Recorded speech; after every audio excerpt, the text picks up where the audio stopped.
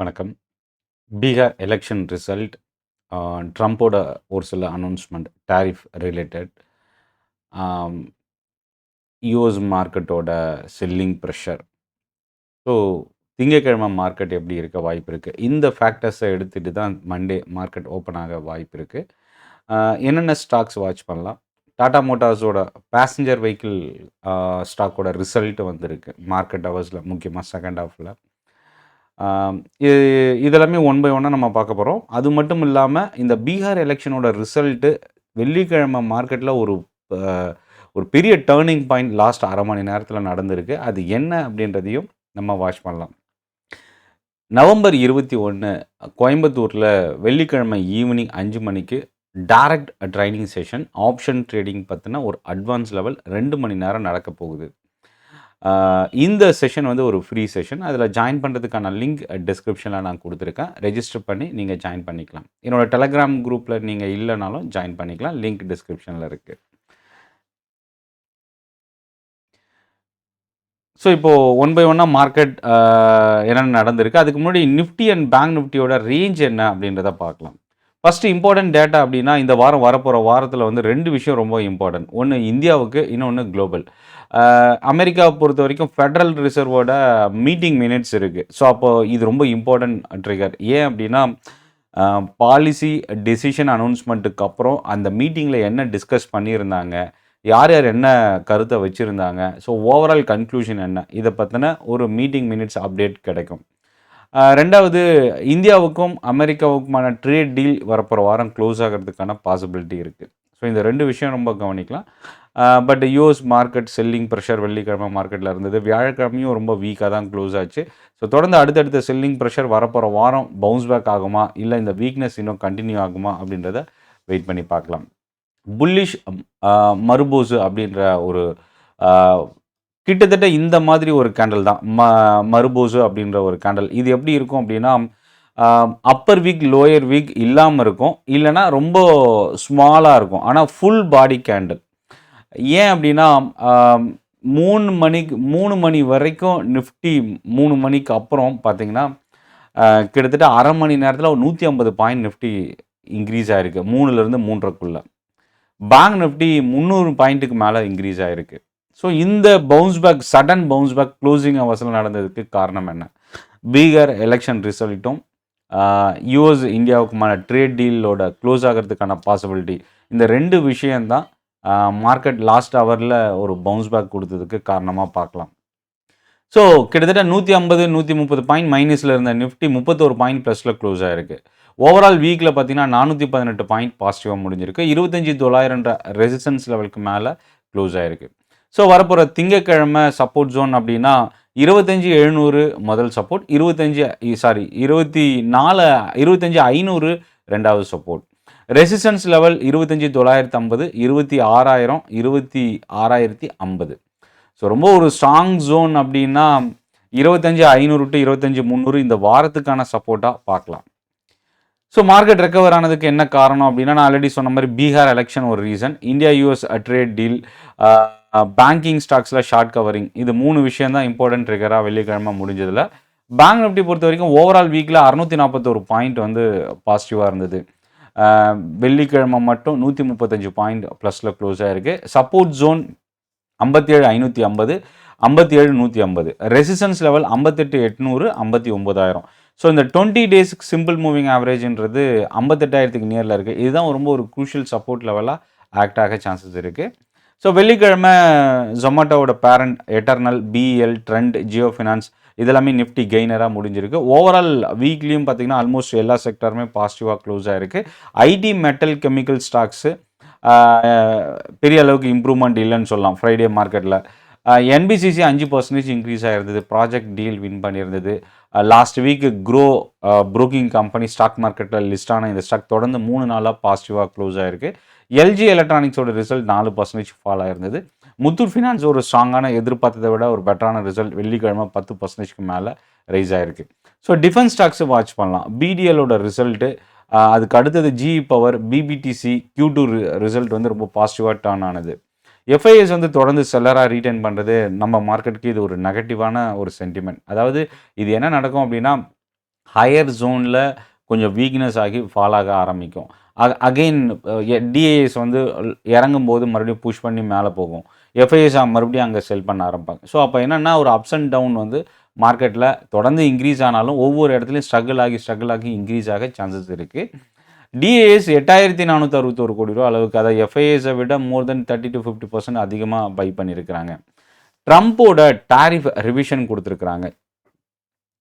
மோர் than 200 food ப்ராடக்ட்ஸுக்கு including beef consumer கன்சர்னுக்கான food product வந்து பார்த்திங்கன்னா டாரிஃபை வந்து ரிவைஸ் பண்ணியிருக்காங்க, அதாவது குறைச்சிருக்கிறாங்க. நம்ம இந்தியாவை பொறுத்த வரைக்கும் பெரிய அளவுக்கு எக்ஸ்போர்ட் வந்து அமெரிக்காவுக்கு ஃபுட் ப்ராடக்ட்ஸ் இல்லை. கம்பேர் வித் ஆஸ்திரேலியா தான் ரொம்ப லீட் பண்ணிகிட்ருக்காங்க அமெரிக்காவுக்கான எக்ஸ்போர்ட்டில். Apex Frozen Food, Avanti Feed, இந்த 2 ஸ்டாக் வந்து நம்ம வாட்ச் பண்ணலாம். பிஎஸ்யூ ஸ்டாக்கில் 3 ஸ்டாக்கு, ஒன்று பிஎஸ்யூ பேங்க்கு, 2 பிஎஸ்யூ கம்பெனி. ஒன்று கோல் இந்தியாவோட இம்போர்ட் டேட்டா கொடுத்துருக்கிறது 14% செப்டம்பரில் ரைஸ் ஆகிருக்கு. என்டிபிசி 700லேருந்து 1600 மெகாவாட்டுக்கான ப்ராஜெக்ட்டுக்கான லொக்கேஷனை ஐடென்டிஃபை பண்ணியிருக்கிறது. ஸோ இந்த 2 ஸ்டாக்கு. 3வது பேங்க் வந்து பார்த்திங்கன்னா எம்டிஎன் சிஇஓ அப்பாயிண்ட் பண்ணியிருக்கிற கர்நாடகா பேங்க் நம்ம வாட்ச் பண்ணலாம். டாடா மோட்டார்ஸோட ரிசல்ட் மார்க்கெட் ஹவர்ஸ்லேயே வந்தது. அட்ஜஸ்டட் லாஸ் மோர் தென் 6370 crores கிட்ட கொடுத்துருக்குறாங்க. ப்ராஃபிட் 3056 கோடி கடந்த வருஷம் இதே குவார்ட்டரில் இருந்தது. ரெவன்யூ 14% ஃபால் ஆகிருக்கு. இல்லை என்னென்னா Tata Motors passenger vehicle, commercial vehicle 2ஆக ஸ்ப்ளிட் ஆனதுக்கப்புறம் இந்த குவார்ட்டர் ரிசல்ட் வந்திருக்கு. இது ஒரு ரீசன். ஏன்னா லாஸ்ட் இயரோட இது கம்பேர் பண்ணுறதுல பெரிய அளவுக்கு இம்பாக்ட் இருக்குமா அப்படின்றது எனக்கு தெரியல. ஸோ அதனால் டாடா மோட்டார்ஸோட ரிசல்ட்டு லாஸ் கொடுத்துருக்குறாங்க, ரெவன்யூ ஃபால் ஆகிருக்கு. பட் ஆனால் ஸ்டாக் கம்பெனி ஸ்ப்ளிட் ஆகிருக்கிறதுனால நம்ம அதையும் கன்சிடர் பண்ணணும். ஸோ ப்ரோக்கரேஜஸோட அப்டேட் மண்டே வந்து ஒரு இம்பார்ட்டன்ட் ட்ரிகராக பார்க்கலாம். மாருதி வந்து நெகட்டிவ் நியூஸு. கிராண்ட் விட்டாரான்ற இவங்களோட ப்ராடக்டில் ஸ்பீடாமீட்டரில் இருக்கிற டிஃபெக்ட்ஸு கிட்டத்தட்ட 39,506 வெஹிக்கிள் வந்து ரீகால் பண்ணியிருக்கிறாங்க இந்த ப்ராப்ளத்துக்காக. ஸோ இது மாருதிக்கு இது ஒரு செட்பேக்காக பார்க்கலாம்.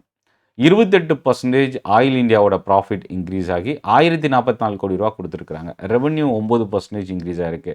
ஆனால் இதில் பெரிய நெகட்டிவ் என்ன அப்படின்னா மார்ஜின் 32லேருந்து 24.3 ட்ராப் ஆகிருக்கு. கிளன்மார்க் வந்து எக்ஸப்ஷனல் கெயின் அதிகமாக கொடுத்துருந்தது. 72% ப்ராஃபிட் இன்க்ரீஸ் ஆக சான்சஸ் இருக்குது. யூஎஸ் அண்ட் யூரோப்போட க்ரோத் வந்து எதிர்பார்த்ததை விட பெட்டராக இருக்குது. ஆனால் இந்தியாவோட பிஸ்னஸ் வந்து ஃபால் ஆகிருக்கு. எபிட்டா பார்த்தீங்கன்னா 601 கோடியிலேருந்து 2359 கோடி ரூபா அளவுக்கு ரைஸ் ஆகிருக்கு. இதில் ரொம்ப ஸ்ட்ராங்கான விஷயம் என்னென்னா 17.5% இருந்த மார்ஜின் 39% கிட்ட இன்க்ரீஸ் ஆகிருக்கு. இதில் எக்ஸப்ஷனல் கெயின் வந்து 1385 கோடி ரூபா கொடுத்தது ஒரு ஒன் ஆஃப் த ரீசனாக பார்க்கலாம். யூஎஸ்எஃப்டிஏவோட இன்ஸ்பெக்ஷன் கம்ப்ளீட் பண்ணியிருக்கிறாங்க. லூபின் கவனிக்கலாம். அதே போல் யூஎஸ்எஃப்டிஏவோட இன்ஸ்பெக்ஷன் ஏபிஎல் லிமிடெட் வாட்ச் பண்ணலாம், அப்ரூவல் ரிசீவ் பண்ணியிருக்கிறது. சீமென்ஸோட ரிசல்ட்டில் 41% ப்ராஃபிட் குறைஞ்சிருக்கு. ஆனால் ரெவன்யூ 16% இன்க்ரீஸ் ஆகிருக்கு. மார்ஜின் ஃப்ளாட்டாக க்ளோஸ் ஆகிருக்கு. ஸோ இது ஒரு மிக்சட் நம்பர். எக்ஸைட் இண்டஸ்ட்ரீஸில் எல்லாமே ஃபால் ஆகிருக்கு. Profit, revenue, EBITDA, margin. So இதில் 298 கோடி ரூபாயில் இருந்த லாபம் 221 கோடியாக குறைஞ்சிருக்கு. 4267 கோடி ரூபாயில் இருந்த ரெவன்யூ 4178 கோடி ரூபா அளவுக்கு ட்ராப் ஆகிருக்கு. எம்ஓயு சைன் பண்ணியிருக்கிற வெப்சால் வாட்ச் பண்ணலாம். கைடன்ஸ், ரெவன்யூ கைடன்ஸை கிரீன்லாம் இண்டஸ்ட்ரீஸ் கொடுத்துருக்குறாங்க. 4500 கோடி ரூபா ஆனந்த்ராஜ் ஆந்திர பிரதேஷில் இன்வெஸ்ட் பண்ணுறதுக்கான ஒரு நியூஸு. இந்த 3 ஸ்டாக்குமே பாசிட்டிவான இம்பேக்டாக பார்க்கலாம். ஐஆர்பி இன்ஃப்ரா 9270 கோடி ரூபா நேஷனல் ஹைவே ப்ராஜெக்ட் ரிசீவ் பண்ணியிருக்கிறாங்க. சன் டிவியோட குவார்ட்டர்லி ரிசல்ட்டு ஒரு mixed number. KPI green new order receive பண்ணியிருக்கிறாங்க எஸ்ஜேவிஎன்லேருந்து வாட்ச் பண்ணலாம். சகிலிட்டி வெள்ளிக்கிழமை பிளாக் டீல் ட்ரேட் ஆச்சு. நியர்லி 3660 கோடி ரூபா ப்ரொமோட்டர் வந்து செல் பண்ணியிருந்ததாக ஒரு நியூஸ், 16.4%. இதில் நோர்ஜஸ் பேங்க்கு, ஐசிசி புடென்ஷியல், மார்கன் ஸ்டான்லி வந்து பையராக டர்ன் ஆகிருக்கிறாங்க. இந்த ஸ்டாக் இந்த பிளாக் டீலுக்கு அப்புறம் வெள்ளிக்கிழமை மோர் தென் 5% பாசிட்டிவாக க்ளோஸ் ஆகிருக்கு. ஸோ வரப்புற மண்டே இந்த ஸ்டாக் வாட்ச் பண்ணலாம். சிஎஃப்ஓ ரிசைன் பண்ணியிருக்கிற மிண்டா கார்ப்புக்கு ஒரு நெகட்டிவ் நியூஸு. ஆர்சிஎஃப்ஓட குவார்ட்டர்லி ரிசல்ட்டில் ப்ராஃபிட் 33% கிட்ட இன்க்ரீஸ் ஆகிருக்கு. ஆனால் மார்ஜின் ட்ராப் ஆகிருக்கிறது ஒரு நெகட்டிவ். ஐஜிஎல் வந்து சிஎன்ஜி ப்ரைஸஸ் வந்து ஒரு கிலோவுக்கு ₹1 நொய்டாவில் இன்க்ரீஸ் பண்ணியிருக்கிறாங்க. ஐஜிஎல் கவனிக்கலாம், இது ஒரு small positive. Kotak Mahindra Bank November 21 stock ஸ்பிளிட்டுக்கான management board meeting. Kotak Mahindra Bank Monday கவனிக்கலாம். ஜிஎம்டிசியோட ரிசல்ட்டு 4% கிட்ட வெள்ளிக்கிழமை ஃபால் ஆச்சு. திங்கட்கிழமை வாட்ச் பண்ணலாம். சிர்மாவோட ரிசல்ட்டு ரொம்ப ஒரு ஸ்ட்ராங்கான ரெவன்யூ 37% இன்க்ரீஸ் ஆகிருக்கு. ப்ராஃபிட் வந்து 66 கோடி ரூபா அளவுக்கு கொடுத்துருக்குறாங்க. எதிர்பார்த்ததை விட ஒரு பெட்டரான ரிசல்ட். ஜிஆர்எம் ஓவர்சீஸ்ன்ற கம்பெனி வெள்ளிக்கிழமை ரெக்கார்ட் ஹையை ஹிட் பண்ணியிருந்தது. ஸ்டாக் போனஸ் அனௌன்ஸ்மெண்ட் கொடுத்துருந்தாங்க 2:1ல். Max Health Care quarterly result market முடிஞ்சதுக்கப்புறம் வந்திருக்கு. ப்ராஃபிட் வந்து 59% ரைஸ் ஆகிருக்கு. எபிட்டா 23%, ரெவன்யூ 21% கிட்ட ரைஸ் ஆகிருக்கு. So overall Max Health Care ஒரு neutral to positive result. Swiggy price increase பண்ணியிருக்கிறாங்க அவங்களோட ப்ராடக்ட்ஸ்க்கு. ஸ்விக்கிக்கு இது ஒரு பாசிட்டிவ். இப்போது பீகார் எலெக்ஷன் ரிசல்ட் வெள்ளிக்கிழமை வந்தது. இதில் ஜெஃப்ரிஸ்ன்ற குளோபல் புரோக்கரேஜ் கம்பெனி ஒரு சில ஸ்டாக் அனௌன்ஸ் பண்ணியிருக்கிறாங்க. அதாவது சஜஷன்ஸ் இந்த பீகார் எலெக்ஷனுக்கு அப்புறம். இவங்க பொலிட்டிக்கல் ஸ்டேபிலிட்டி பிஜேபிக்கு கிடைச்சிருக்கிறது.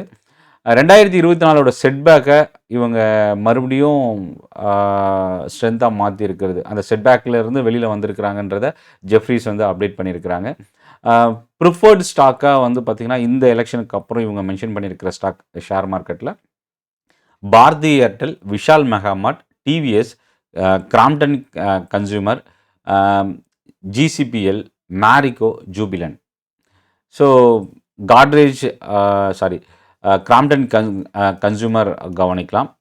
Vishal Mega Mart supply chain company, TVS Motor 2 wheeler செக்மெண்ட்டில் இருக்குது. ஸோ மோஸ்ட்லி இல்லை எஃப்எம்சிஜி ரிலேட்டட் ஸ்டாக்ஸு, டெலகாமில் இருந்து பாரதி, இந்த ஸ்டாக்ஸ் வந்து அவங்க ஷேர் பண்ணியிருக்கிறாங்க. ஸோ ஓவரால் மார்க்கெட் ட்ரெண்ட் ஆக்சுவலாக யூஎஸ் மார்க்கெட் டவுனில் க்ளோஸ் ஆகிருக்கு.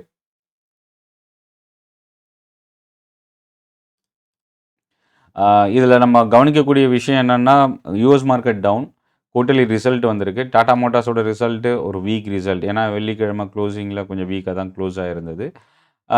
இல்லை அகெயின் இந்தியாவுக்கும் யூஎஸ்க்குமான ட்ரேட் டீலோட இம்பேக்டும் பீகார் எலெக்ஷன் ரிசல்ட் இம்பேக்டும் பெரிய அளவுக்கு திங்கட்கிழமை ப்ளே ஆக வாய்ப்பில்லை. இன்னொரு விஷயம் என்னென்னா, ஏஷியன் மார்க்கெட்டோட இம்பேக்ட்டு மேபி பாசிட்டிவாக ஓப்பன் ஆனால் நம்ம மார்க்கெட்டில் அதோட ரிஃப்ளெக்ஷன் இருக்க சான்சஸ் இருக்குது. ஸோ வெயிட் பண்ணி பார்க்கலாம். இப்போதைக்கு நிஃப்டி க்ளோஸ் ஆகிருக்கிறத வச்சு பார்க்கும்போது ஒரு ஸ்ட்ராங்கான மர்போசு கேண்டல், புல்லிஷ் மர்போசு கேண்டல். ஸோ அப்போது இது வந்து கொஞ்சம் ஸ்ட்ரென்தன் கொடுக்க சான்சஸ் இருக்குது. ஸோ அப்போ என்னன்னா, பை அண்ட் டிப்ஸ்ன்ற ஸ்ட்ராட்டஜியை நம்ம யூஸ் பண்ணலாம். இந்த செஷன் யூஸ்ஃபுல்லாக இருக்கும்னு நினைக்கிறேன். நன்றி, வணக்கம்.